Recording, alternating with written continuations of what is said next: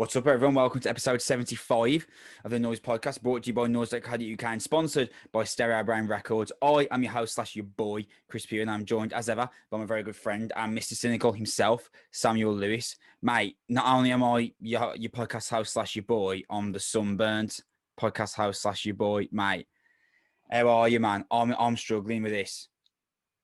I am absolutely also struggling. I think I'm the puddled one rather than the cynical one at this moment. I am so uncomfortable. Do you remember a couple of podcasts ago when you were like the hottest day ever? Yeah. And that was nothing. I would take 17 of those of what's going on today.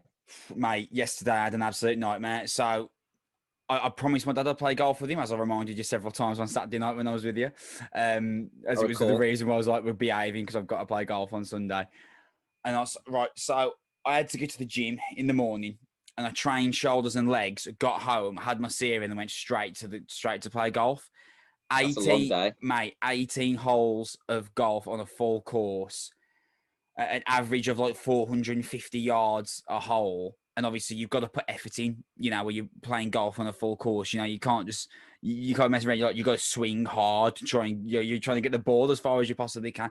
Mate, I was beyond exhausted yesterday. My arms are red raw, my neck's red raw, my face, as you can probably see, although because I do this by the window, I do look quite, you said to me before, like, do you know, showing you my camera, you look like Casper. It's fantastic because you've got like I could see the pink tinge, but also the pale provided by the light, so you kind of look like a squashy. So it's like, this camera makes me look insanely pale, but you can probably see that like I'm red in the face, and this camera makes me look pale. So imagine how I look in person. Dude, honestly, this is a nightmare for me. It's horrible, this is. You know what? I massively respect you because that is a productive day. I woke up at 12:30 that day. We didn't even get home, mate. I know. I had a shower after we got in, and then went to bed and woke up 10 hours later. Oh mate, felt great. Felt great. Like I can't lie. It was fantastic. To be fair, I think that's the quietest night we've ever had. Yeah, I hated it. Let's never do it again. Never having a quiet one ever again. Mate, let's introduce people to the show. We are a fortnightly rock and metal podcast sponsored by Stereo Brain Records. We're available on Spotify, YouTube, Apple Podcasts, basically anywhere you get your podcast, we will be there. The best way to support us is by subscribing / following, depending on whichever service you are using.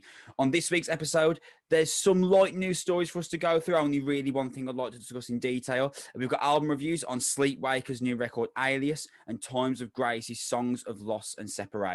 Plus, as you'll see from the title, this week's Kris Meets is with cognitive guitarist Rob Wharton. You'll remember us talking about cognitive on our last episode because their record Malevolent Thoughts of a Hastened Extinction is absolutely beastly. So I spoke to Rob about the creation of that, kind of how the band came together, all that kind of good stuff, and things he's hoping for the future. So do stick around at the end of the show for that. Sam, we're going to burst right into the news to begin with. You know what, dude? Let's just start with it. Iron Maiden's 17th record has been announced. I can feel your enthusiasm already. It's called Senjutsu. It's out on September 3rd via Parlophone Records. It's 81 minutes long. Please. Right, There's Sam. 7 songs. Right, Sam. Okay. You like just by an absolute landslide, and not even like the normal meaning of landslide, like the greatest landslide that ever could be metaphorically created. Know more about Iron Maiden than me. I think I've listened to like 2 Iron Maiden records, Number of the Beast, and was one called Power Slave. Is one called Power Slave? Yeah, I think with the Power Slave. It's like the pyramid Egyptian pyramid. Yeah. Right, so it's that one and Number of the Beast that I've listened to. I totally get why Iron Maiden are a massive deal. They're legends, all that kind of stuff. Paved the way for loads of the bands that I currently listen to, but they just don't do it for me at all. So you are absolutely the best person to lead this news story, Sam. What should we be looking forward to with the 17th Iron Maiden record? Besides actually the artwork, because as usual, I think my favourite thing about Iron Maiden is their artwork. Their artwork is amazing, and the artwork for this album is amazing. Well, I think if you're a Maiden fan, I think you are not hoping for any great changes.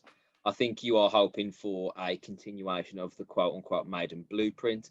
But more crucially and more specifically, I think you're hoping Bruce Dickinson sounds okay, because that's a guy that's come back from throat cancer. That's a guy that's had a lot of problems over the last couple of years related to his health and getting back out there. If I was I'm not a diehard Maiden fan, but I like Maiden a lot.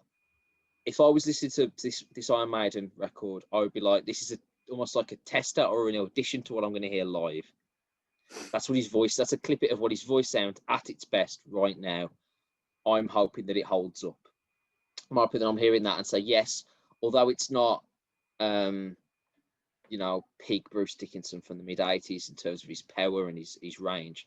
What I am getting is enough of a Bruce Dickinson where the new album is good, enjoyable, has some great parts, and also I can see myself seeing him live and not thinking, man, this isn't what it used to be.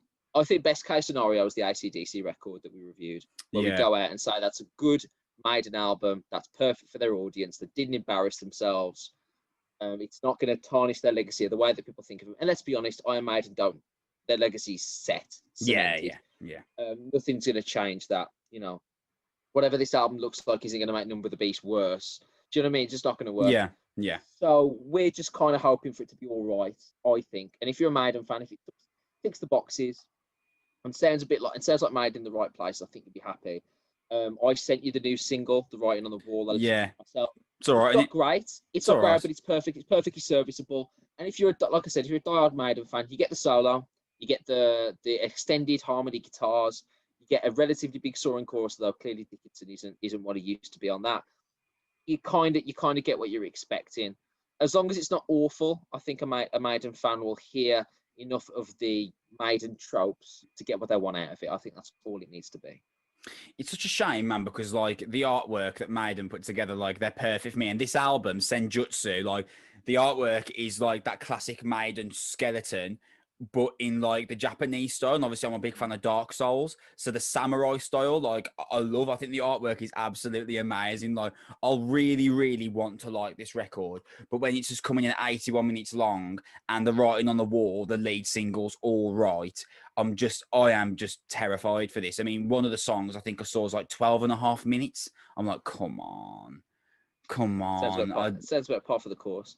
It's not for you. It's not for you, is it? Apparently, the Senjutsu is a Naruto reference, which would suggest that Iron Maiden are fans of anime, which is an interesting little wrinkle. Or maybe they're trying to appeal to a different set of their audience. But that aside, I think if this is 7 out of 10, that's a big win. Yeah, man. I mean, and like I say, like some people, albums. Yeah, some people are going to hear this podcast and think, "What is Kris on about?" Like, and listen, Iron Maiden don't do it for me, but I would never denounce their addition to heavy metal history, and not just addition, like being a pivotal member of heavy metal history. I mean, they are absolutely on that Mount Rushmore, and I would never try and denounce that. They just don't really do it for me.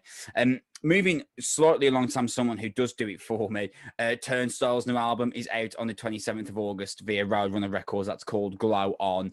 A very, very, like all of my like lack of enthusiasm for Iron Maiden is completely opposed to my absolute like heart beating enthusiasm for a new Turnstile record. Moving on from that, Sam, how about this for a title for a news article? Ed Sheeran not opposed to making a death metal album. Did you see this? No, I did not. You didn't see this? Great. So I'll get to read to you from Metal Hammer, and you aren't aware of what any of this means. So it's kind of like relatively well-known knowledge that Ed Sheeran, like, is a fan of alternative music. I think it was Jimmy Kimmel before, and he was talking about the fact that when he was younger, like, he was really into, like, you know, kind of Slayer and like Cannibal Corpse and like Korn, and that he'd learned like the riffs of them when he was a kid, and he was really into death metal back then. So I know you never usually speak about this news source, but unfortunately they are the source that had the interview with him where this is revealed. So The Sun did like kind of interview with him, and he said, quote, "I listened to Cradle of Filth and Slipknot and all that stuff. I'm not saying I could ever step into that world, but I learned a lot of those riffs on guitar as I was a kid. That's something I've never thought about doing, but something I would not be opposed to creating." In 2017, Ed Sheeran actually name-checked Slipknot as a formative influence, it says here, so that's kind of cool as well. My first sort of music that I got into wasn't from my parents, was rap, metal, and punk. I went from one day listening to Iowa by Slipknot, and the next day listening to Damien Rice's O. Then, of course, Sam, Danny Filth got in on the act, to which he put up an Instagram post that said, with a picture of Ed Sheeran, "I'll believe it when I see it. Fellow Suffolk lad, come good in the end. Dracula's castle on the hill, anyone?" Which did make me, laugh. A lot of time for that. Which did make me laugh. Do you know what, Sam? There's not really much for us to discuss here. The only thing I want to kind of tease you in with here, let's pretend that in 2023, it's announced that Ed Sheeran is going to do, he wouldn't do a death metal album, would he? He's going to do a rock album, right? He'd write riffs and Ollie Sykes would sing on it. Quite possibly, yes. Because of the success of Miley Cyrus's Nothing Else Matters, do you think that would make the reception? I still don't think the reception to news would be warm, but would it make it warmer now that, like, someone the status size of Miley Cyrus has done such a fantastic job on Nothing Else Matters? I still don't think the reception would be warm, but you think it would be warmer than had this been announced in, I don't know, 2017? It's a tough one, because you're essentially asking me, does Miley Cyrus covering Metallica make metal fans less obnoxious? And I don't think it does. Do you not? I think it might. I think it might make some, because it's really good. It's no one can say it's not good. Do you know what I mean? But metal fans on comment threads will continue to. The gatekeeping, mate, will be immortal, unfortunately. I don't think. I think you actually are giving too much credit to the internet, which is not a phrase that anyone says often, because usually no credit is given to the internet. But in this circumstance, I think you're overlooking that people just will make a decision in advance, whether it's good, bad, or indifferent, regardless of listening to it. Do you know what I mean? People are, you say, oh, anyone who listens to it would agree that it's good. Who says that people criticizing listen to it? Yeah. Do you know what I mean? That's do you know what I mean? I don't think that's a chance that's always going to be the case. I think the people that are going to hate Ed Sheeran writing metal riffs are the people that wouldn't listen to Ed Sheeran writing metal riffs, and also complain that Sabaton are not headlining the main stage at Download. These people are just melons. Like, they should be taken seriously. And that's the way that I feel about it. On a side note, I also appreciate Danny Filth, who could have easily taken the quick joke and just in the metal forever kind of thing, and just got 10,000 likes from his Grebo mates. But instead, he was open to it, and rightly so, because Danny Filth's been on a Bring Me the Horizon album, so he's kind of crossed over a bit as it happens. But Ed Sheeran is it's not a bad thing, not a sort of thing to say. He's an incredibly talented artist. Talented artist who was written songs not just for himself, but written songs for a variety of other artists that they perform, and he just reaps the benefits from, sort of quietly behind. I have no doubt that if Ed Sheeran really thought about it, he could make a Linkin Park-esque album where it's alternative rock with massive soaring choruses, and he just brings all of his mates. Because we've always said one of the things about that alternative music has lacked is it doesn't have the great melodies of pop sensible singers. You sort of like shoehorning guys into that. Now, if you could get someone like Ed Sheeran, who wrote a great rock song, and then he could get a Miley Cyrus, a Lady Gaga, to sing the chorus of that song with their talent, that's going to be incredibly tantalizing, incredibly listenable. And metal fans won't like it, but actually incredibly beneficial for our scene, really, in terms of diversifying it and stuff, in the same way that Run DMC and Aerosmith did a lot of stuff for metal in the late 80s, in the same way that Linkin Park and Jay-Z did a fair bit for it in the early 2000s. It just opened stuff up. I think Ed Sheeran, we were talking about this before, what artist could possibly sort of work this out? Who's the Drake that could come in? Well, Ed Sheeran would actually qualify for that, wouldn't he? He wouldn't need to be a rap artist. Someone with that pull, with that crossover appeal, who is also British. I could imagine Ed Sheeran working while she sleeps. I think that'd be wicked. Like that, it could just work. Architects, it would just be tremendous. And these bands are already kind of trending in that direction. So I'm absolutely open to it. I think it'd be really, really interesting. And you're absolutely right. Evidence suggests that from the Miley Cyrus Metallica cover that it can also work. So follow me.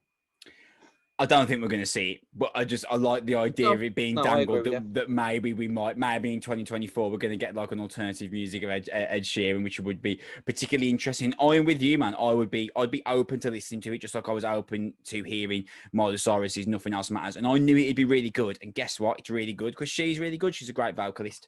Just I finally, agree Sam, with you. before we get in, I can't see him fancy it. Can you imagine someone a record label executive turning around to Ed? Ed, you fancy making less money? yeah. Fancy that? I'm intrigued. Tell me more. I think he'd have to be like really bored of writing these pop songs that make Radio 1 playlists like for 8 months out of the 12 of the year. He'd have to be really bored of doing that. I think, you know what, I was going to do something completely different. It's going to make me less money, just like you said. Caveat before we get into album reviews, Sam. Phinehas have announced a new album called The Fire Itself out on August 27th via Solid State Records. So what the release day August 27th is for me and you, Sam, because you're less big of a Turnstile fan than me, but I'm going to have Turnstile, but we both love Phinehas, and they're going to have a record out on that day as well. Mate, did you hear the first single from that album? It's very good, isn't it, Chris? Mate, it's so great. I love them all. I think they're great. Like, we spoke about this before, we can't believe they're not huge. Like, they should be absolutely massive. I don't know what's happening. They should at least be spoken about in the same way people talk about Viola Maya. Like, as like an I don't incredibly... know about Viola Maya, really good, mate, to be fair. Phinehas are on that level. Phinehas are in that room. I'm not saying they're like as good, but like, if they got into an arm wrestle, I wouldn't think Phinehas would just get their arm slammed into the door. Do you know what I mean? Like that metaphor, do you know what I mean? Like, it's not overpowering for Viola Maya. I'm just saying, like, I should be able to turn to a metal fan and be like, Phinehas are sick, and they should be like, yes, they are. In the same way that you can say Viola Maya are class, and there's like a recognition after the burial, those sort of bands. Yeah. Where you're like, yeah, that band is wicked. Periphery. There's no reason why Phinehas can't be in that technical kind of conversation where they're recognised for that ability.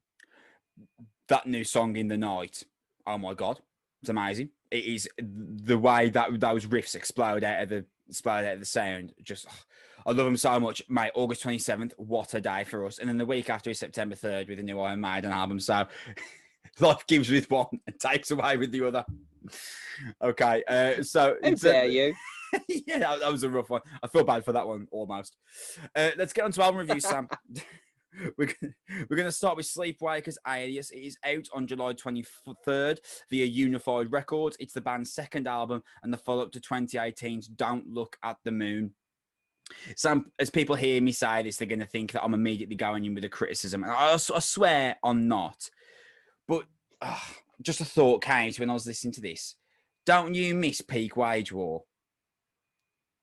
It did occur to me as well. I miss when Wage War were at their absolute... Like, when Wage War were doing Blueprints, man. Oh, they were so... Like, I was so certain they'd be, like, a massive, massive deal. And then, yeah, you know, they kind of fell off the bandwagon, which happens, you know, that's music, that's the alternative cogs, you know, they turn very well for some, and for others, they turn very well for a bit, and then they stop turning altogether. I don't think Wage War's career is, like, dead, but we saw that, who did we see them support now? Was it While She Sleeps? Or was it of Mice and Men? We saw them support of Mice and Men, and we were like, mate, they were great, and they're going to be absolutely massive. In fact, we saw a few of our friends there, and they were like, oh, I came for Wage War. Like, and of Mice and Men are cool as well, I guess. And then, you know, like I say, the bandwagon stopped moving for them a bit. But yeah, I listened to this record, and I was like, oh, Wage War were great when they were at the peak, weren't they? They just made the wrong choice, didn't they? They selected the wrong horse to stick their reins to. It's like the Lakers could have traded Kobe or Shaq in 2004. They chose to trade Shaq, and it went really well because Kobe was 26. And Wage War had the choice. We could be metal. We could just do metal breakdowns, or we could do all pop choruses, and they could have kind of done both. But they just went with this all pop chorus thing, and I think it just diluted what they were trying to do overall. We've reviewed a lot of metalcore records in our time on the podcast, Sam. In fact, I think we've reviewed more metalcore records than any other genre, to be honest. Or anyone else in the alternative podcast landscape. Probably. So much so that I do try to avoid them where possible now, unless they're a massive band who I couldn't possibly ignore, such as Beartooth. Regardless, I threw this in as it has been a bit of a quiet fortnight for big releases. Sam, I think I'm over the gent thing. I think I'm over the gent thing. It's had a good run for you, hasn't it? What's that been? 3 years? Yeah. I think I've moved past it now. What was the moment where you realised it? Hacktivist. Yeah, that's fair. Because that is terrible, though, in fairness. But if you heard a really good gent album, you'd still be pulled back in, right? Well, when I say gent, I don't mean like Periphery or Meshuggah. I mean like the goom. I mean that the riffs that are just where the tuning is where the tuning is put right to the bottom and the riffs are specifically played slow to get that kind of bass sound on them. And I think I'm just past that now. Like Hyperdialect by Hacktivist was literally boom, boom for like 40 minutes. And I was like, oh my God, they've literally played the same, not the same, but like the same riff in like just different structures for 40 minutes here. And for this album, it's nowhere near as repetitive as Hyperdialect by Hacktivist, but it does come with that really low tuned gent bass heavy riff, doesn't it? And like within the first couple of songs here, I was a bit concerned, Sam, that oh no, I'm going to hear like one riff idea, but just play through in different structures for 40 minutes. Luckily, that doesn't happen. I do like this album, Sam. What would you say? I do like this. Yeah, I like it too. I think it's really good in its genre. I wrote this sentence as part of my review by the time I got to Cold Moon and Melatonin, both songs that I enjoy, by the way. And I said, summarise, at its best, it's reminiscent of North Lane, Wage War, Diamond Construct, and Alpha Wolf. The issue is that we already have North Lane, Wage War, Diamond Construct, and Alpha Wolf. Yeah. And that's the way that I feel about it. It feels like it's trying to push its way into a crowded nightclub, and like me and you with the beleaguered bouncers, where it's like, it's already 2:15, bro. Can't you just knock it on the head? And it just feels come a little earlier, man. Where were you last year? Come on in then. You know, like 2019, we were all about this, but man, there's too many in there. There's like 50 fans we've already let in earlier. That's what it feels like. That being said, I want to talk about some moments that I think are really, really good. Because there are a few great moments on this. Absolutely. And a few moments actually that I was thinking, I'll do that again. So I felt like I want to talk about the song Serenity, that I feel is by far the best song on this album. Yep, I also put its best song on the album. That chorus is huge. Why don't they repeat it? Yep. Why do they never come back to it at least once? Like they have that first line where they say actually the title Serenity. That's amazing. And then they go away from it, and then it comes back 45 seconds later and I'm buzzing again, and then they go away from it. And the breakdown is sensational. Yeah. Really, really good, really complex, really intricate, really dancey, really groovy. And then they completely ignore that they've got this they've put this brilliant chorus on the shelf and they've just left it there to gather dust while they fade into some other idea. It just felt like an opportunity missed, but at the same time, it's a reminder of how talented they are. I also think I mentioned it earlier. I like Melatonin. I thought that was that was where I was like, all right, at its best here, this is peak Wage War style. This is really good. There's bits of this breakdowns that I'm hearing of that Diamond Construct EP that me and you fawned over. Yeah. At points, some of the vocal transitions here remind me of Alpha Wolf, a band that I adore, and his last album was in my my top 5 albums of the year last year, and I still listen to pretty much every other week. But then it sort of tapers away a little bit. So like songs like Strangers and Skin are nice in the moment, but immediately kind of forgettable. 110 minutes, I enjoyed the echoey guitar, but I don't think it's other than that. It feels a bit nondescript. It's like it got to the end and it was like Distance. I was like, cool. The ballad at the end, it's going to be slow. There's going to be some big chords. There's going to be some distant vocals. There's even a few moments where they experiment with the Loathe style dissonant vocal track. And I like all of those elements in isolation, but it feels like a compilation track of somebody that's trying to do 14 or 15 of the last tropes of metalcore. And it doesn't tread any new ground. That's all it is for me. And maybe this is the burden of the job that me and you do, because maybe 10 or 15 metalcore albums ago, we'd be punching each other over this. Yeah. I was going to mention that if this came out in like 2017, 2018, we'd be like, oh my God, these are going to be the biggest thing in the world. If we showed Leon this, wouldn't this be like his favourite band in a month? Yeah, man. This album, that's because good. he's not listening to album after album after album and stuff like this, because even, mate, and you'll agree with me. I'm the same as you. I've got a big long place of all the songs I like. You've got all the album of the year stuff, but you also dip in. Even the albums that we're reviewing, how many metalcore albums do you listen to throughout the course of a month? It's got to be at least 4 or 5, just tangentially. Do you know what I mean? In terms of just songs that come up on playlists, stuff you flick through. Is this going to force its way into the rotation? I don't know. That's the thing it is. And I think, like I said, if I sat somebody down that I knew was like into metal, but not to the ridiculously detailed extent that you and I obsess over it, would they just love it and not think any further of it? Yeah, I think so. You could play this in Planet tomorrow and it'd get people moving. But does it move the needle enough to maybe push it beyond the genre that it's entered in? Probably not. So I'm half cut between saying that, you know what, it's really good in its genre, and therefore it's like an 8 out of 10 album. I should just say that it's good because it's good, rather than trying to dress it up in borrowed robes and say, what else does it do? It doesn't need to do that. It's good because it's good. It's a good metalcore album. It should be recognised as such. Welcome to the club. Best of luck. But at the other side, I'm thinking to myself, where else does this go? How much more can we do of this as a genre? And, you know, what's the next step here? But I'm also biting back and saying, does there need to be? Because this is really good for what it is. Where do you stand on that?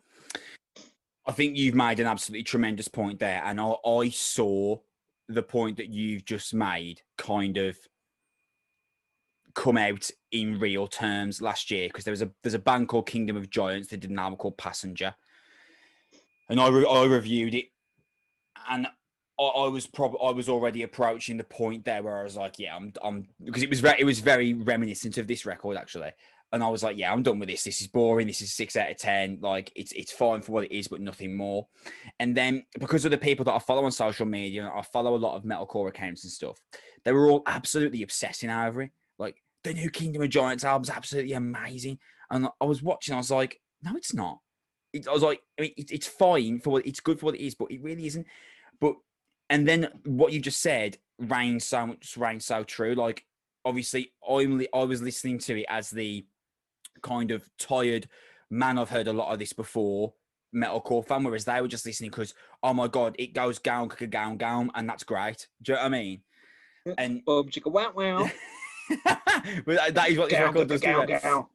But like, and that, like you've just said there, like there's so many metalcore fans that would listen to this and be like, oh my god, it's amazing. Listen to the tuning. It's so heavy. It's great. It's like brilliant. But for me and you, we're so, you know, we've been exposed to so much of this by this point that this just now falls by the wayside. I actually put Diamond Construct in my notes here for like a band that I would draw this to. And obviously that Diamond Construct EP that we reviewed, that was their first kind of flurry into like kind of techno, electro, hardcore, metalcore stuff.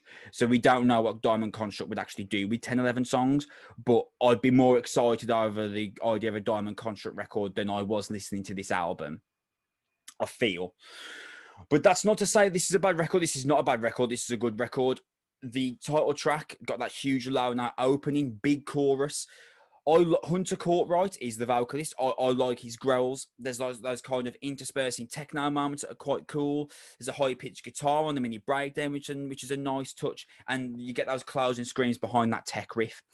So I was in, but then Skin started. And I was like, man, this riff sounds just like the one that was on Alias. That I hope that's not going to be a problem. And just immediately noticing that the riff structure was very similar put me in the kind of hyper dialect mindset where I was like, yeah, I've got a bad feeling about this. Fortunately, when Strangers turns up, that kind of squashes those fears. And what I managed to pick out with Sleepwaker is that the tonality kind of does stick to a cyclical structure, but they do some quite diverse tempo changes. There's like a mid-track breakdown on Strangers, which is like, it's like a destruction machine. It sounds great. And you get those kind of scratches across that, you know, you just scream Alpha Wolf.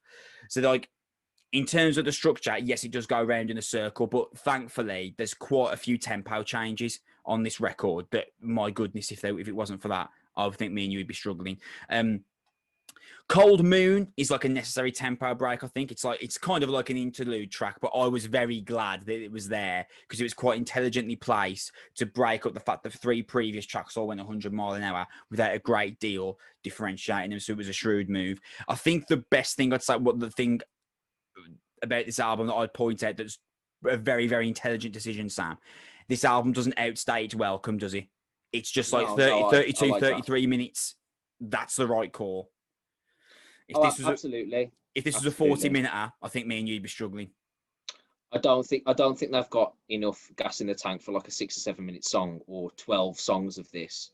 I think that would be stretching it. And actually, to your earlier point, we talked about the Diamond Contract EP. Yeah, I'd be excited too. But if you put 12 songs of that, it wouldn't be far off what this is. Do you know what I mean? No, Maybe that type of genre has a limited shelf life unless it's really, really, really good. do you know what, mate? You just made a great point there because if we reviewed an EP here and it was Serenity, Distance, Insomniac, and Melatonin, mate, I reckon me and you'd be like, "How great's this?" Do you know what I mean? Yeah, can't wait for the album. Let's 8 more of this. Yeah, It's weird, isn't it? yeah, that's an interesting point actually. Perhaps it's the overexposure to it that like that by the time you get to track 5 or 6, what else can you hear? Having said that, Insomniac comes I think just about the midway point or just after the waypoint, and it's got this massive explosive opening. There's the pull on the guitar strings which are really Code Orange-esque. Of course, I love that. There's a mid-tempo beat that comes in after the I Feel Those Nightmares closing in lyric, which I love. And it's like, it's short, a mix-up, and it's necessary. There's also an acoustic outro that comes out of nowhere as well, which that song and Serenity, they're brilliant. They are. Like, I love them. And just to the point we were just making, if you were to add these to an EP with, I don't know, let me think, like Melatonin and one more, Alias, the title track, I think we'd be having a slightly different conversation. And I feel like we've kind of talked ourselves into saying this isn't a good record. And I just want to reiterate that yes, it is. It's a very solid metalcore record. But I tell you what, Sam, would you take this over Northlane's Alien? Yeah, probably, but not by much. Right. Okay. See, I wouldn't. I'd take Northlane's Alien, but I don't think Northlane's Alien is like a landmark release. I just think it's really good. Yeah, So I think that's where I we feel the are with same. this record. Yeah, I feel the same. This is cemented nice and comfortable in the good but not great area of the metalcore releases, and it's perfectly solid and serviceable, and I think it's really all right, and that is perfectly okay to be at this stage. I think it does every metalcore trope very well. And it ticks most of the boxes. To come back to Insomniac, by the way, just quick note, drums are fantastic on that introduction. Yeah. I like the little change to the electronic drums halfway through. Big into that. That was even for 10 seconds, that was a welcome breath of fresh air. So maybe we have reached that point with metalcore where it's kind of like, it feels like you enjoy the trailers of a comedy movie because the best joke is in that first minute and a half. Yeah. You don't need the hour and a half version of that. Maybe it's just a little bit like that at the moment. But at the same time, we've reviewed a lot of special metal and hardcore albums in the last couple of years, and I still think there's space for the real top tier ones. Yeah. I mentioned Alpha Wolf. That album would be great to me, regardless of at what point in my overexposure I would have heard it.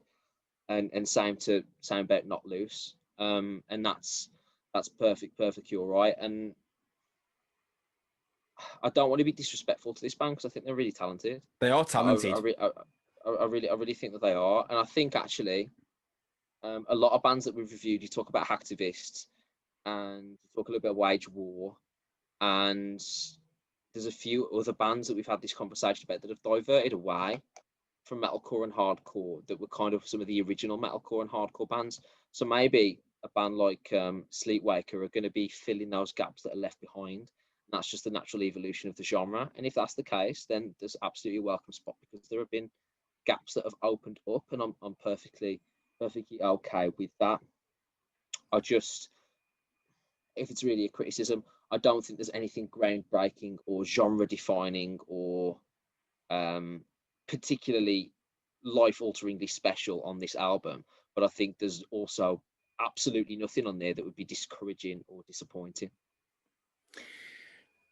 To close off, for me, I know the metalcore accounts that I follow on Twitter will be all over this record, obsessed in love with it, saying it's the best thing since sliced bread, and that's absolutely fine.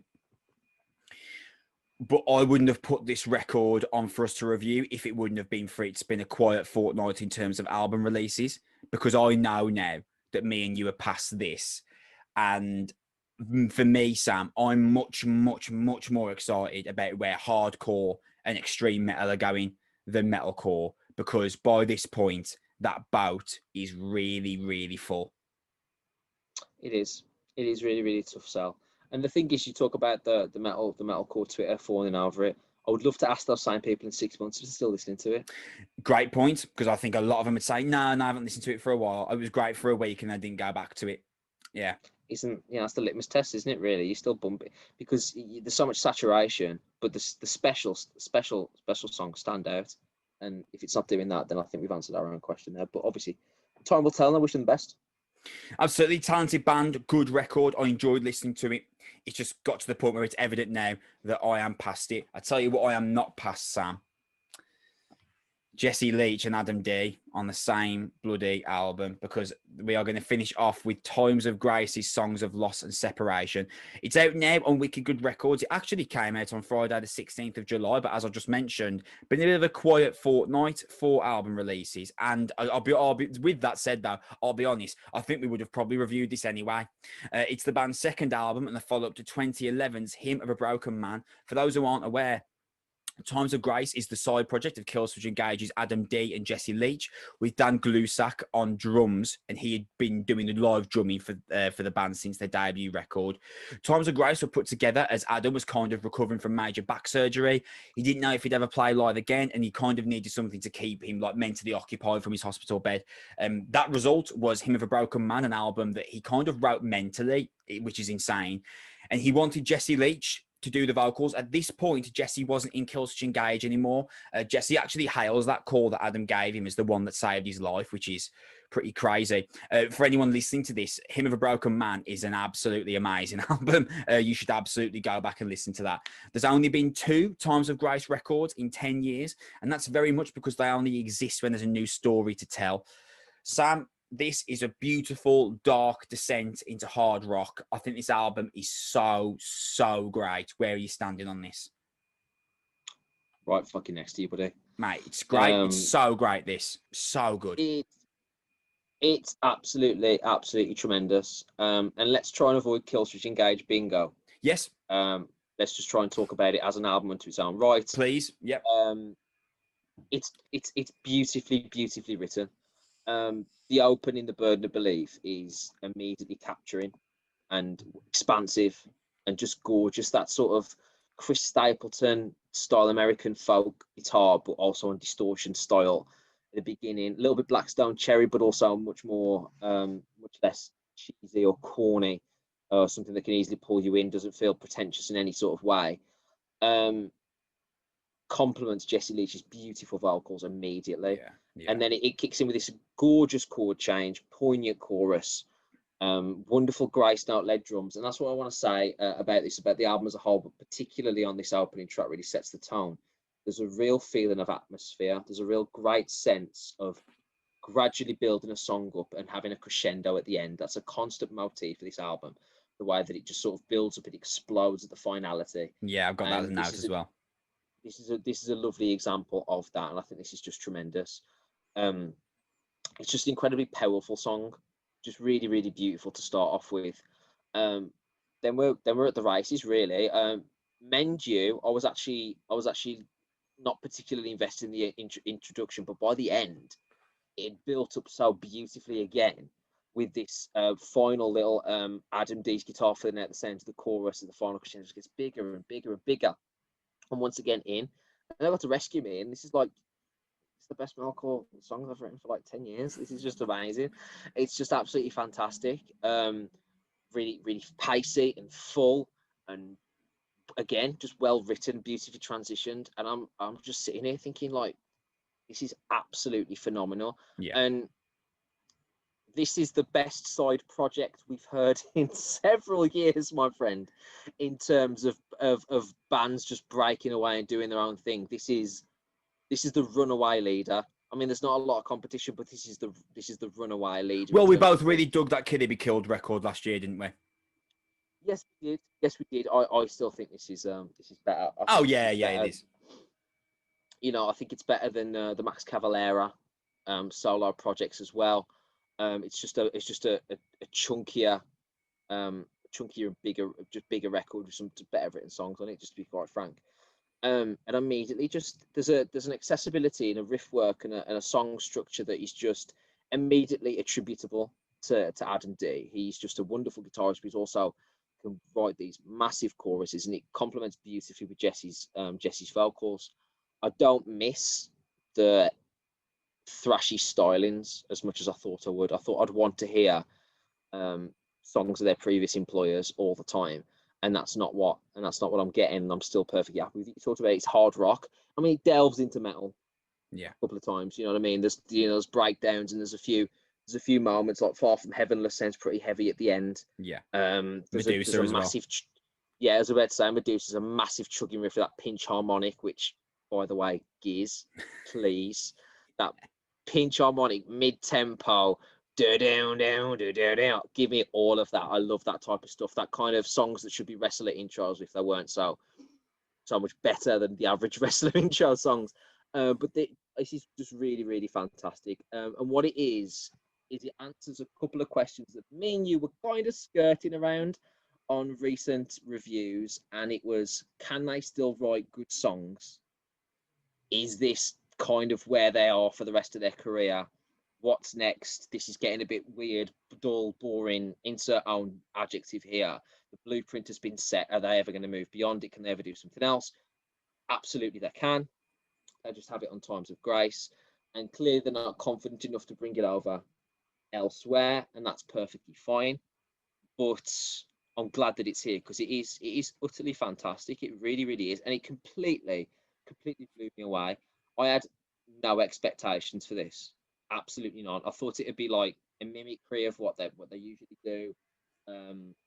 Might be a bit softer, but other than that, I kind of thought it'd be another run of the mill kind of rock record. It's so much better than that. Were you expecting Miles Kennedy? So good. Not so much Miles Kennedy, because that was more sort of like bar stool, acoustic-y. No, sorry, I meant in terms of the thing he usually does, but just in a different way. Yeah, I expected, a diet version of what they usually do. Yeah, I think that's probably a fair assessment. And actually, it's removed enough to be its own entity. Yeah. Where I don't actually have to sit there and think, why isn't this on anything else? And I can just say, well, I'm just glad it's here, because I can understand why they've wrote it separately and write it why it's under its own singularity. Because this is, let's say it, man, this is Adam D's best guitar performance for a significant amount of time. This is Jesse League's best vocal performance for a significant amount of time. And you can clearly tell, I think, the joy that they appear to be taking from these songs, the creative freedom that appears to be guaranteed. And it's sort of coming out into these really, really smoothly written songs where everything feels incredibly natural and organic. And I think there are just 3 or 4 absolutely fantastic songs on here. I think Burden of Belief, Rescue, Medusa, and Carry the Weight. I love Carry the Weight. Oh my God, that song is amazing. It's the looping guitar 2/3 of the way through from Adam D. He's just absolutely gorgeous. Mate, I was saying this to you on Saturday. It's them little inflections that Adam puts on that just... He's so brilliant at adding in these little inflections that change the dynamic of tracks. Like, he's got this little technical riff behind Jesse when the first chorus loops on Carry the Weight, and it is incredible. It's my favourite track on the album. It is absolutely beautiful. I'm sorry I kind of cut you off there unless you were just finishing your point. No, I was just going to say that those songs are tremendous, that they're like some of the best songs they've written in the last decade across any project. And that kind of summarises how fantastic and wonderfully surprising this album is. I just wanted to just end on that. Yeah, that's pretty much the best stuff that they've come out with for a significant period of time, I think. Well, You mentioned like existing within its own circle here for talking about Times of Grace. I think that's a really good point because, mate, Mend You is a bluesy rock song. Imagine me selling you or trying to sell you on that a few years ago as someone because Bluesy seems a push to me. Bluesy seems a push, but it's a lighter rock song. I'll give you that. Mend It's not You, bluesy. It's not bluesy. the opening. It's not bluesy. Promise. At least I don't think it is. I personally disagree. But regardless, even if we weren't going to go for like the idea of if it's a bluesy rock song, we don't agree there. Even if I kind of played 30, even if I took 30 minutes of the instrumental and put it to you a few years ago and tried to sell you on it, I think you would have took a long time for you to get to, this would be Adam D and Jesse from Killswitch doing this. Jesse has got like psychedelic vocals as well in the middle eight. I mean, when have you ever heard him doing that before? Yeah, there's lots of stuff here that they're clearly experimenting with. Spoken word stuff as well. I actually enjoyed the spoken word element of this album. Really worked when I started talking about religion. I forgot what song is that halfway through. The spoken word section. I'm sorry. I'm gonna have to run on myself. There's a spoken word section where it talks about religion and like vicars and sermons and stuff, and it's just tremendous as the crescendo's going up. It might be Mend You, but I can't remember. It could be Far From Heavenless as well. Very good point. It could be. No, it's on Medusa. It's on Medusa when he does the spoken word vocals. Because they do appear in spades throughout the record every now and again that they're coming, but they're really prevalent on the middle section of Medusa. I wanted to make a special mention, mate, for Adam D because, mate, that guy is like a genius. Like people forget that he was Killswitch Engage's drummer on the debut Killswitch Engage record. Then he did the guitarist. Then he's like a producer. And mate, Adam's vocals on this album are amazing. Yeah, sensational. He's an exceptional musician. Like, you wouldn't usually like pit him at the foot. Like on Hymn of a Broken Man, he tackles some vocals, but not a great deal. Whereas really, this album is 60% Jesse, 40% Adam. He turns up a lot on this album. Bleed Me is gorgeous.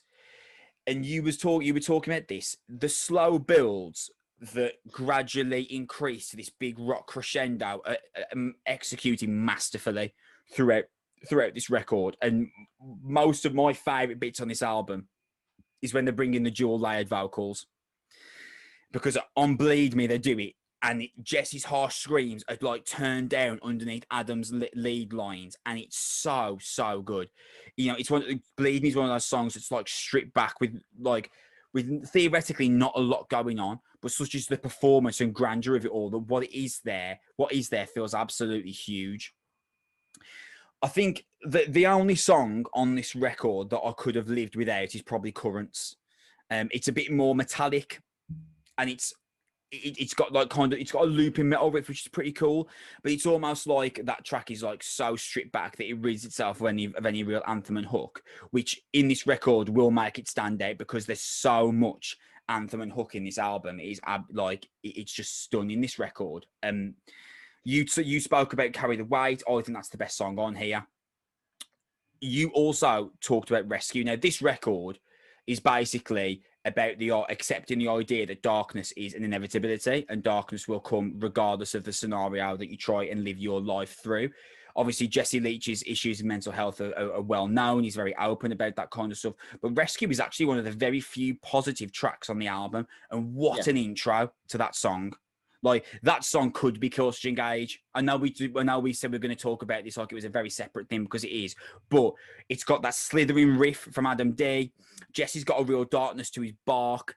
And because it's the first appearance of what we would call a quote-unquote natural, to our understanding, Jesse and Adam sound, it comes across as much heavier. I feel like if Rescue was just in the middle of Atonement, I'm not sure it would have had the same effect on us. But because this is surrounded by tracks that don't sound anything like it, this sounds like a real gritty, nasty, heavy, brilliant song. Yeah, I completely agree. I also feel that the album is good enough on its own, where it didn't even need that, and having it was just a nice positive. Do you know what I mean? Where I heard it, and I was like, oh, I'll get this as well. That's fantastic, because all I expected was this melodic, anthemic rock stuff, which also works for me as well. And it was nice to have that as a combination. I agree with you. That is the closest they sound to Kill Switch, apart from maybe the end of Far From Heavenless. Yeah. There are moments where they actually sound. This is probably going to make you really annoyed.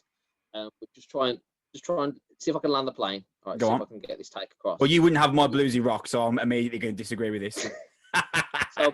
So petty. Go on, mate. This when it does the anthemic ballads are Yeah. what Five Finger Death Punch would be if they were good. Right. No. Okay. Yeah. No. I will allow that. Yeah. Yeah. That's fine. Do you know what I mean? In Yeah, terms yeah. of like, it's if you take away just the the Five Finger Death Punch, like sort of like lyricism and some of the corniness and stuff like They're that, rubbish. Yeah. and the fact that they're pants. Yeah. This is actually like a really, really good and acceptable version. Of I think this is really good. Some of the riffs as well, sort of like that southern guitar, like wound and sort of sliding little bits at conclusions of songs. I was really, really impressed. Really, really impressed. And they didn't have to do this. They could have just done an acoustic album. They could have just done like a Diet Kill Switch album. They could have done whatever they wanted. They could have done what Howard Jones did, which was like kind of like a rock album, but Yeah, kind of like the like a metal Torch. album, but kind of. Do you know what I mean? It's just a version of heavy rock and metal. It's just this mishmash of generic stuff, and then a disco cover at the end. They could have done that, and I'm very glad that they didn't. This is what a solo record should sound like, where it's actually a separate entity, but it also contains some of the elements that drew you to interest in those figures in the first place. This is really, really impressive. Kris, is there a chance they tour this? Yeah. Yeah, they'll tour. Whether they'll tour it in the UK is a different thing. They toured Hymn of a Broken Man. Again, did they tour Hymn of a Broken Man in the UK? I'm not sure. I think they'll tour this, man. They toured the last record, so why not this one, mate? I did want to quickly mention more specifically Jesse, because, mate, there are elements on this album that's like psych metal, like on Medusa. Like he's got kind of electro form of psych metal on his vocal. Now, I would have never given him for that to work. Not because I didn't think he's a great vocalist. Jesse Leach is a brilliant vocalist, but just because I just wouldn't imagine that fitting with him. But mate, it really, really works. Medusa is one of those songs where the payoff at the end is huge, and it's because they do really unusual, different things with Jesse's voice. With the thing on the verse, it actually reminded me of Mastodon. The way they have the underwater effect on his vocals. Yeah, and yeah. It's sort of taken away from the riff a little bit. It kind of reminded me of like stuff off Crack the Sky, where it's the vocals are just a part of an overall song. But yeah, sorry to have interrupted you there. Has Jesse overtaken Howard as a vocalist? Oh well, I mean, this is definitely his resume is starting to stack up now, isn't it? Well, with the 2 Times of Grace records, this is definitely this is definitely better than anything like the Torch have done. So that is that's going to have to be for a Noizze Podcast special. That is that's a difficult one. Just drifting back to this, mate. How cool is it to hear a song solely or almost entirely sung by Adam? Because Cold is this really touching and emotional, beautiful performance. I mean, there's not really much else to say about it. It's this really delicate, like really stunning. It's really stunning, tender track about losing someone that you loved. Mate, it's amazing, and it's Adam D. Like, what can't that guy do, man? He's an absolute musical machine. And then, mate, just little piano over the top as well. Mate, amazing, and it's worth mentioning again. Musically, this is Adam D. Like Jesse gets in with the lyrics with him, but musically, this is Adam D's creation, pretty much. Got to end on Forever. I mean, obviously, it's the last track on the record, but I'd also like to say, Sam, isn't Forever the greatest Nickelback song ever written? I was skirting around Nickelback when I was talking about Five Finger Death Punch. Mate, it's the best. He's gonna fight me. No, mate. Forever is the best Nickelback song ever written. That's what Nickelback would sound like if they were a really good band. That Forever is an absolutely incredible rock song. I can't believe he's pretending All the Right Reasons and Dark Horse just don't exist. Oh, whatever, bro. But He's on actually- the but actually all the right were a reasons. He good talks band about for 2 fight. years. Fucking mate. In all the right reasons, Chad Kruger talks about fighting men in bars who stares at his women, his missus. Mate, I'm not having it. Go away. Fantastic. You could be an ICDC. Love ICDC. Mate, 50 years ago. Anyway, mate, Forever is an absolutely, what a rock song. It is incredible. And I said that Nickelback kind of analogy, and I mean that as in the absolute highest regard of compliments, because it's leering, interesting, vocally powerful, and just absolutely supercharged with hooks. This record, oh, mate, climactic in the greatest sense of the word. This record is this kind of emotional telltale of rock anthem, but it's told with such grace and beauty. It's a really, really special piece of music, this is. I mean, I think Sam comfortably here. Actually, no, not comfortably, because Hymn of a Broken Man is really, really good. I am quite confident that this is the best record that Jesse and Adam have collectively put their name to since Alive or Just Breathing. And I think second in that list is Times of Grace's first album, Hymn of a Broken Man. There's just something really special about this album. The story it tells, the way it's produced, the kind of message of accepting darkness as an inevitability. And I tell you what, Sam, the fact that we will probably never get another Times of Grace album, because they only exist when they've got a new story to tell. We probably won't ever get another Times of Grace album. Like in 2031, are Jesse Leach and Adam D still going to be making music? That is anyone's guess. I'd assume not. We might never get another one. That's what I think. That's part of what makes this album so special. I think this album is absolutely brilliant, Sam. I love it to no end. Yeah, I'm completely with you. I think as long as Adam D can stand up right to the right music, in whatever format that takes, and I'm glad that he's able to produce stuff like this without fearing the shackles of writing for a very specific audience that clearly he feels with Killswitch.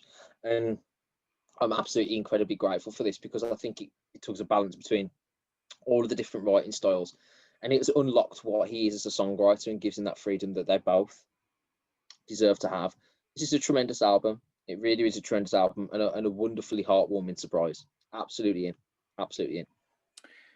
That's where we're going to leave off episode 75 of the Noizze Podcast before my interview with Rob Wharton from Cognitive comes in. Thank you so much for listening. We really, really appreciate it. If you are still here, give us a subscription on YouTube or follow us or like, depending on whichever service you are using. Follow us on Twitter at Noizze Podcast. Both me and Sam run that account. We are going to be back in 2 weeks' time. Until then, here's my interview with Cognitive's Rob Wharton. Thanks for listening. We love you. Bye. So I'm now joined by Rob Wharton, a guitarist from Cognitive, the band that on our last episode we absolutely were frothing at the mouth talking about their new record, Malevolent Thoughts of a Hasten Extinction. Rob, thank you so much for giving me your time today, man. How are you? Yeah, I'm good. Thanks for having us on here, and thanks for all the kind words. Dude, thank you for the new record. It is just this absolute, as you told me as we were just coming into the show here, that you'd listen to our review, which is very humbling for us. But as you will know, you'll know what me and Sam thought of it. Just this absolutely insane, brutal piece of music that, you know, we're 1 day ahead of release here as we're recording this. So it's like, I'm guessing for you, it's borderline excitement, but also like just desperate for people to hear it now, because this album's been sitting in the cooker for so long for you. Oh my God. It's been nerve-wracking leading everything up to like the first song, especially. It was like, oh God, it's like the eve of the first song's coming out. Like, I hope people like it, because like we tried a lot of new stuff on the record, and now it's just like, I hope, you know, people like it. You know, some people, I've gotten a lot of text messages and all from friends like, dude, I finally checked it out. This is awesome. Like, this is your best stuff. So it's been humbling between that. Oh, I'd actually like to start this by discussing the East Coast hardcore scene.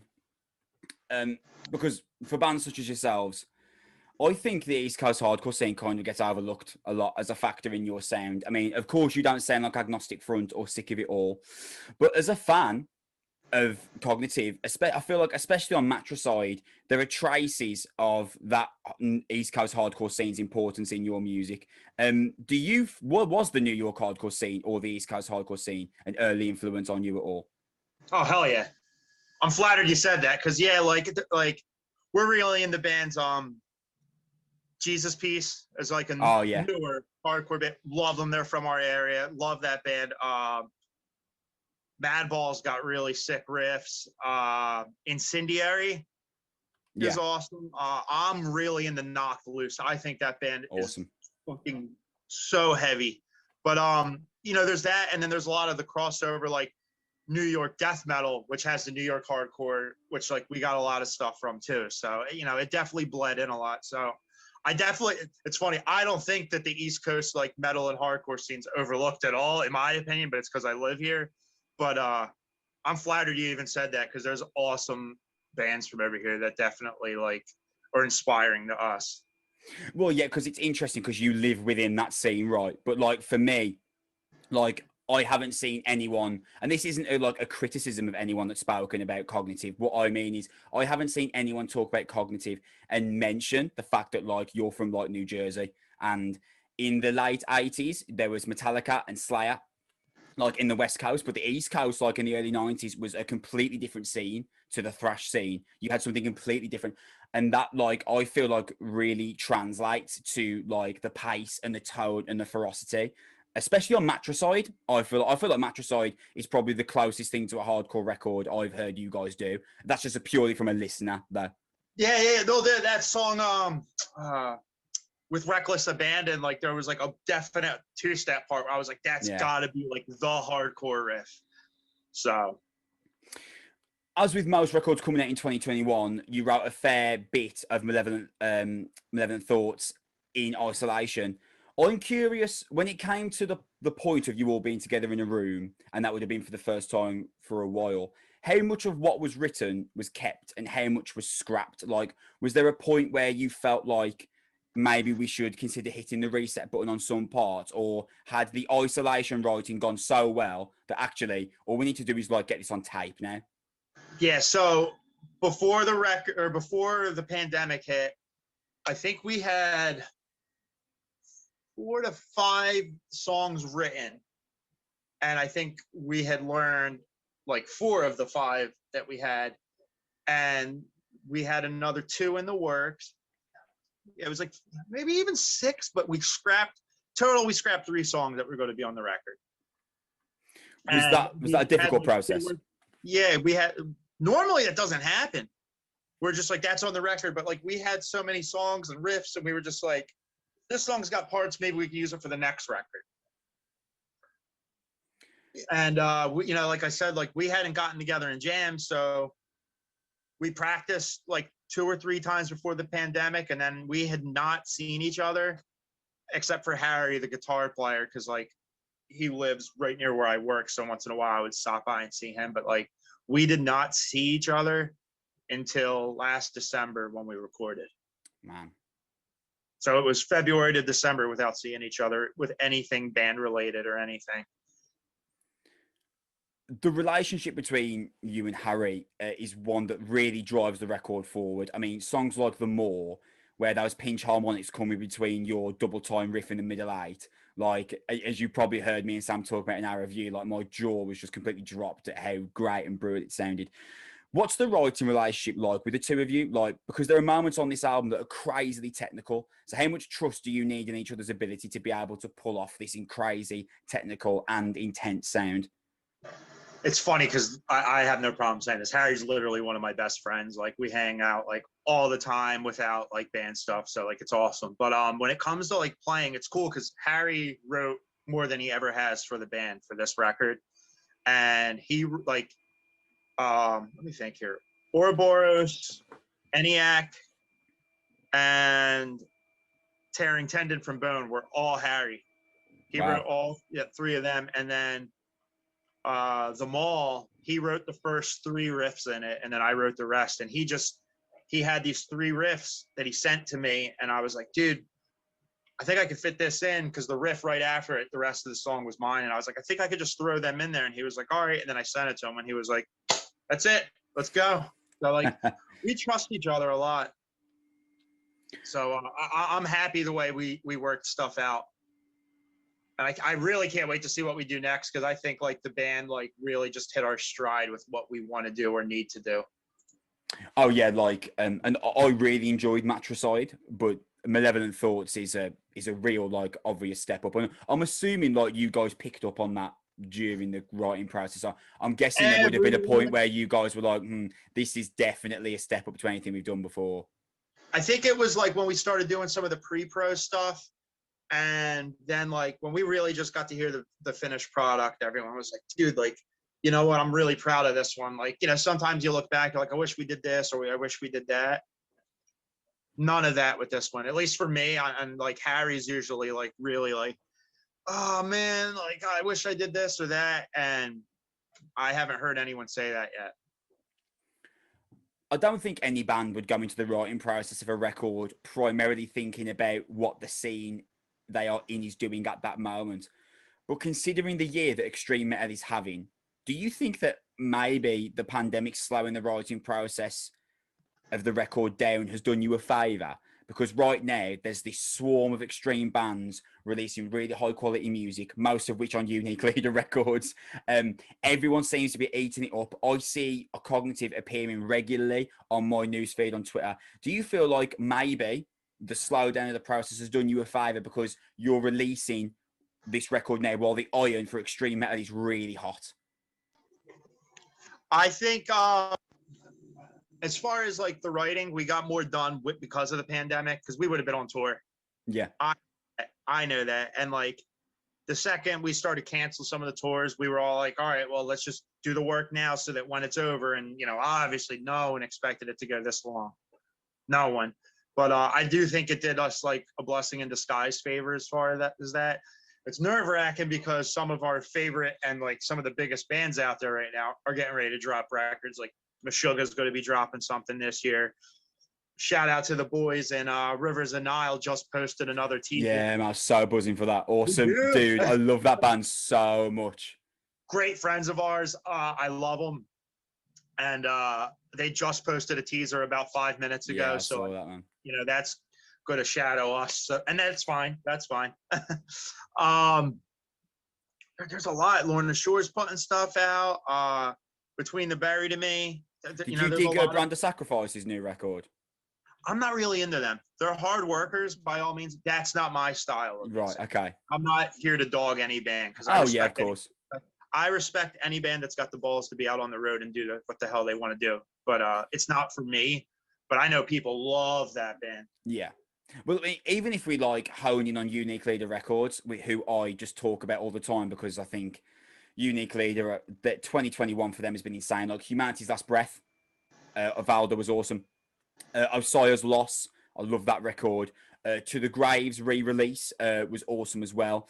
And then obviously you've got Cognitive added into that pile as well. If you're looking for a Unique Leader recommendation too, check out the Xenobiotic record. Right, okay, yeah, that is a new one on me. I'm not familiar with that. No, when did that come out? Like last year. It's called Mordrake. That one's really good. And right. Cytotoxin and Disentomb, man. Two bands that are jaw-dropping on that label. Unique Leader, like they just don't miss a beat, man. Like everything, like Lisa Coverdale, absolute shout out to her, she's amazing. Everything she sends me that's got the Unique Leader tagline on now, like I just immediately listen because I've got so much faith in that record label that they're doing such great things for extreme metal. Just moving back on to Cognitive for a second, dude, I couldn't do this interview without talking to you about Destitute. It's nearly 6 minutes long. It's this kind of sprawling tech death epic with a legitimate like anthem to it. It comes as this like real left hook out of nowhere at the back end of the album. Dude, I'm desperate to know what the craft of that song looked like and whether it was specifically designed to showcase, you know, was it this kind of thing like, oh, if we put this at the end of the album, it's kind of like an Easter egg. I want to know everything about how that song was put together because I love it so much. So I've been listening to Disentomb a lot, and they've got some like bizarre chord shapes sometimes, but that dude's really good at riffing. But like I was like, oh man, I would love to get some of these shapes down or something. And like obviously most of the album's heavy. It's got melodic stuff, but like I'm writing stuff at home and I'm just like messing around, and I was like, I'm on to something. So I'm like, I'm writing it and I'm just coming up with part after part, and then like I get into that chunky part with the pick squeal in it, and I was like, this is cool. And then I was like, man, I would love to have like a real melodic black metal chugging part with just a big mammoth solo over it. And when you think it's over, it gets even longer. Yeah. Mad 80s hair metal. And I was doing that. So like, this is where it gets good. So I'm like, all right, I think I've got a song. So I send it to the guys, and the title is Ballad of Rob. That's awesome. That's awesome. And I send it to the guys, and I'll never forget my guitar player going, I was so ready to reply to you just reading that title. No. That's awesome. So that he opens it up and he hits back and goes, I fucking love this. And everyone's like, man, I love this. I don't know if it can go on the record. And I'm like, let's just try it. And then like Shane had did like melodic vocals on another song before. And he was like, I'm going to do it. I'm going to jump for it. And we just really took our time with that song. And it's definitely like new territory for us because there's only like one blast beat the whole song. It's not like it's like, you know, let's get in the pit and punch someone in the face, any of that. But it's one of my favorite songs on the record.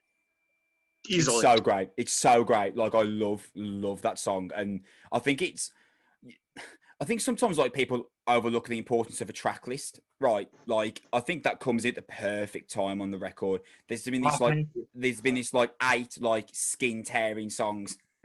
And then Destitute comes in. It is like really like a real left hook. The first time I was running the album through, dude, for £100, I wouldn't have been able to guess that was coming. Like, no way. No, I appreciate, and I'm glad you like the placement because I've had some people like, maybe you should have made it last. And I'm like, I felt like that would have been the easy thing to do. Yeah. Just put that song. I was like, I wanted to put it a little bit earlier possibly, but I'm glad we put it where we did. I'm happy with it. I'm happy with where it went. Like you said, I wanted it to be a left hook. I'm so glad you like it. I definitely want to try and get more stuff like that on whatever we do next. Like, I think this record really let us hit our stride and also let us go, like, you know what, we can try this stuff and it's still cognitive. Well, it kind of like, it dangles that kind of, that carrot of something different, a left hook, and then Of a Hastened Extinction finishes the record off, and that's the face punch again. Like, so it's like you get pushed into this false sense of security where you think, oh, maybe they're going to finish the album off on a completely different note, but then the blast beats return and the crunching guitar comes back in. So, dude, I love that song so much, and I really love the bravery of putting that in the place that you did, and putting that song as such a sprawling tech death anthem. We kind of mentioned this earlier. For Malevolent Thoughts of Hastened Extinction is this, I personally think it's like a big step up from Matricide. You're at the like real finishing end of this piece now. Like, as we speak, it comes out tomorrow. Where does this now? How does this change the mentality of the band for you, or does it at all? Because if you're now coming off the back of what we think is your best piece of work, how does this change your mentality or going forward? Does this raise expectations for you of what you want to achieve from the band going forward? I think the only thing it did was like reinforce us with like work harder, which we've never been lazy about stuff. I'm proud of that. Like, we're never scared to go on tour and do stuff, but it's just like, I definitely feel like it was like, wow, like people do care and people did listen and really just, you know, re-emboldened us. And I think that as far as like writing, like I said, I think it reinforces us trying different stuff. But I said to someone else too, like, we never go into an album with rules. Like, this is what it has to be. We have to fit that mold. Like, somebody like Cannibal Corpse knows they've got to write a fucking death metal record. You know what I mean? Yeah. They're your meat and potato band. And I like my meat and potatoes sometimes.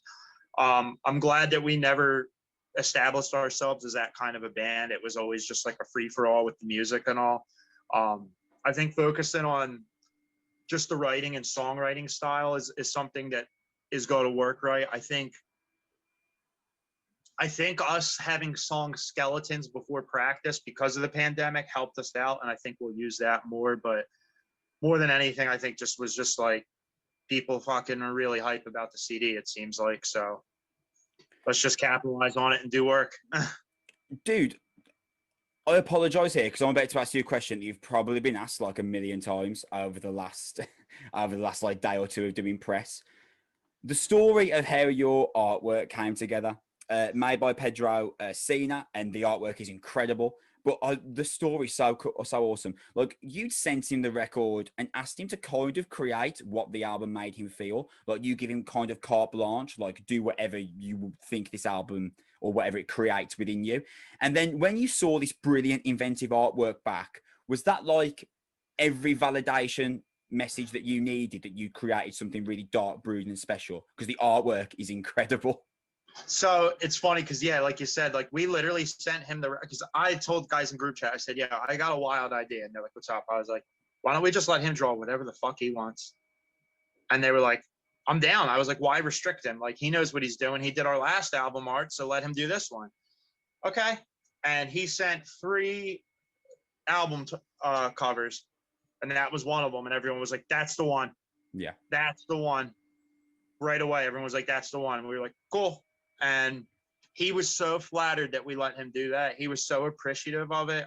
I love that dude as a person, just like talking to him. He's very just like, anytime we have anything to post, he's sharing it. Like, he's like so into what we do and supportive of it, which is really cool. Cause like sometimes artists do stuff and of course like they're proud of what they drew, but at the same time, they're like, I got paid, I'm fine with it. He's like, no, like check this out. Like, so he got a lot of respect for the art, which I'm happy for, because there was people commenting, I can't believe this is him. Like, this is a new level for him too. So I'm glad both of us got to grow, I guess, as you know, people's eyes were on us.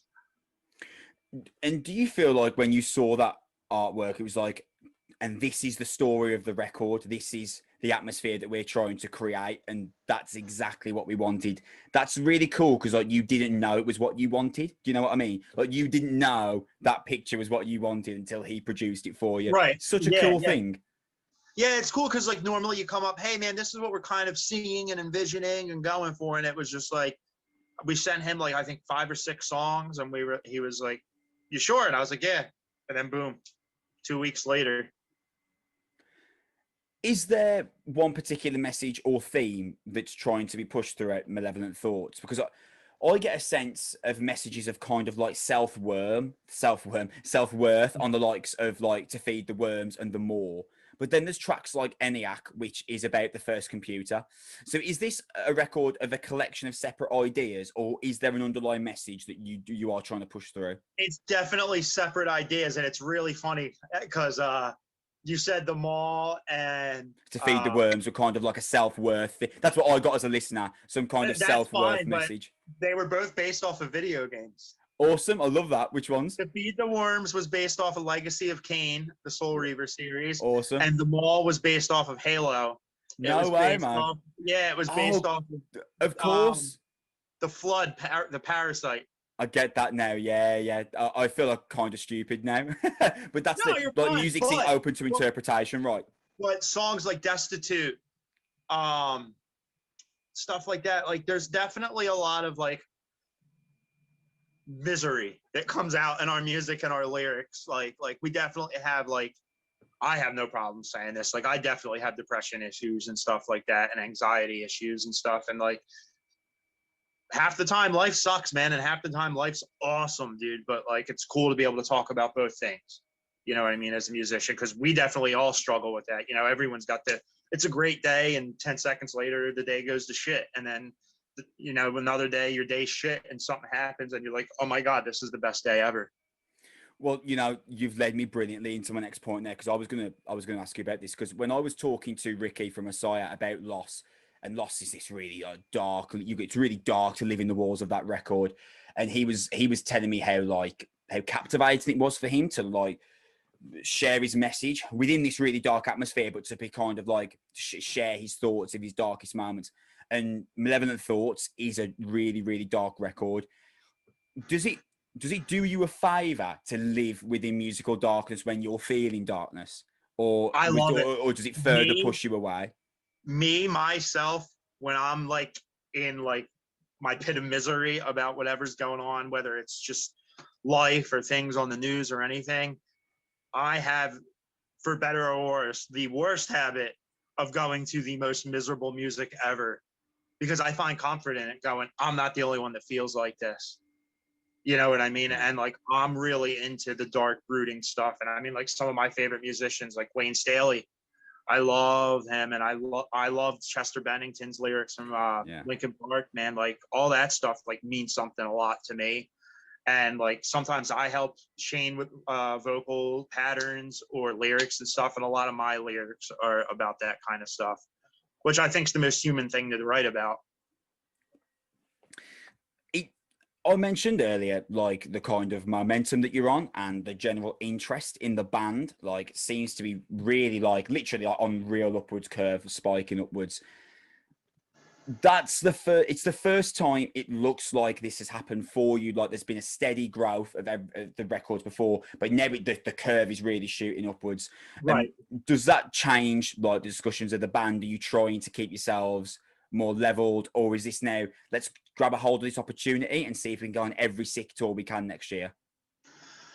I felt like that was always the mentality before, but it's definitely more just like, dude, like, if the iron's hot, you know, strike. But I don't think anyone's like, we're all very appreciative of just like, whoa, like, this is really moving. And like you brought up Lisa, man, she is a saint. She has done so much work, and like, we're getting interviews left and right. And I'm just like, make sure we fill it out. We got to make sure we do it. Because I know a lot of bands you've probably dealt with, hey, can I interview you? And they just don't even reply and stuff like that. Like, 100% against that, because like, if you're not getting paid to do this. No.